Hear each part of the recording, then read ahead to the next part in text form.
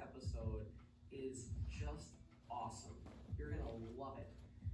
Right when I started this podcast, I said, I really want to get this guy on, and it's Tony Robles. Tony has been a fantastic player for several decades and just a presence in the Northeast. He also ran a successful tour, the Predator Pro-Am Tour, and he was a league operator and ran some other events there in New York City.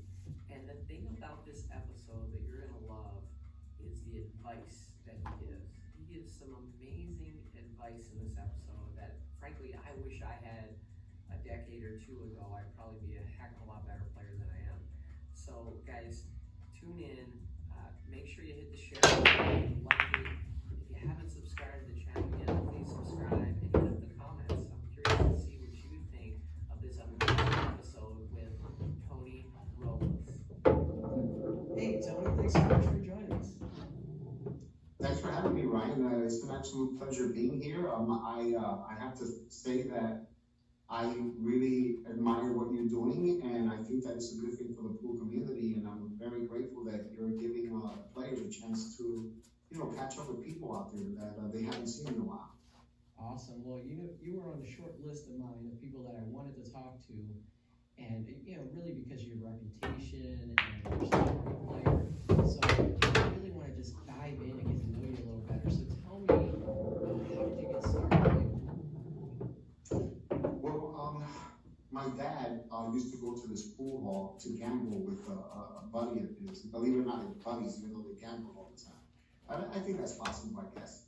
And I watched him play, and when I watched him play, he beat him, I believe, for $300. And every time he won a game, I was only like 12 years old. I said, "Go, Dad, go, Dad." It was actually, I remember that like it was yesterday. You don't care what's to see about losing. And at some point, I started listening to the sound that the balls made when they hit the back of the pocket, whenever they hit them with a lot of speed. And I said, "Man, that sounds so cool. I want to be able to do that." So I asked my dad if he can, really get from it. He has to pull more information because they didn't allow minors there unless they came in with their parents. So, unless they were 16 years or older. So I went there the next day and started hitting some balls, and a friend of his took note, and he could tell how eager I was to learn. So he gave me a book that was written by Steve Mizrak. And I went home that night very excited, and I read the entire book. And the following day, I was practicing left and right hand spin, even though I had no clue what I was doing. And the guy looked at me, he says, "You're already practicing spin? How is that possible?" I said, "I read the book in one night." It was cool. My dad played semi-pro speed. He wasn't a pro, but he almost got there.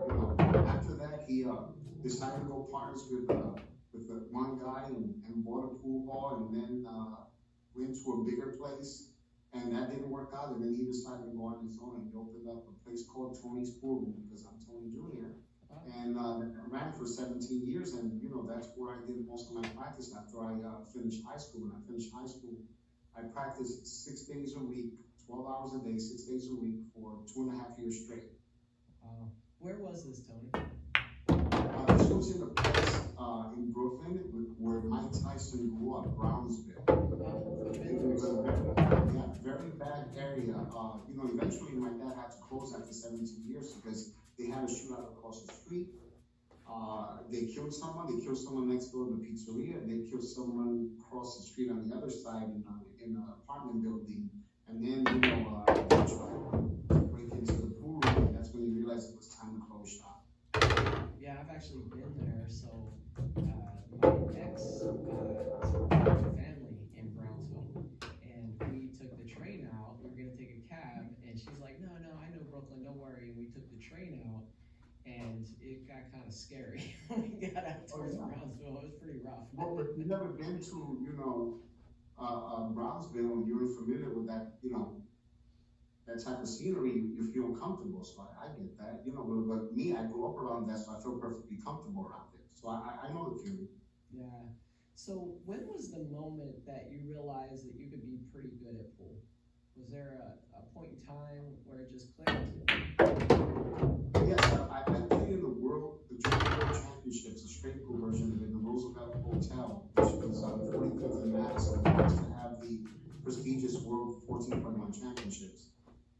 Mike Siegel won one year, Nick Varner, Steve Mizrack, all the greats played in it. I didn't have the confidence then when I was 17 to believe that I could be good. But then when my dad started taking me to these weekly tournaments, I would play in a tournament and I would do okay. I really felt like I was going to pass out because I'm nervous at that when I was 18 years old. It was hilarious. But there was one time where I eventually won an event. And when I won the event, I went up to my dad and I said,